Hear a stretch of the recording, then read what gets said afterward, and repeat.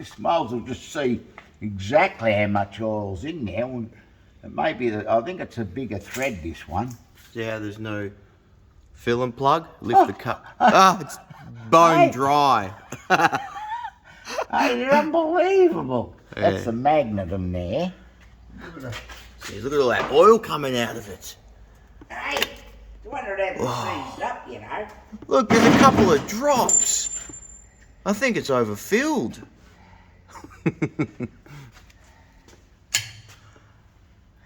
Jeez, look how much oil.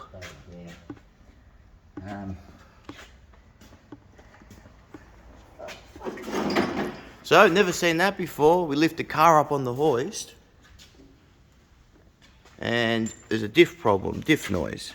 And we look and there's no fill and plug. The plug that blocks that off when you fill up oil is missing. I think it's a bigger... Never seen that before. Right, look at that. Hey, look at that. Whoa! Enough to brush your teeth with. We'll have to measure the minor diameter to see what... Anyway, I'll send this to her. Yeah, send that to us. Alright.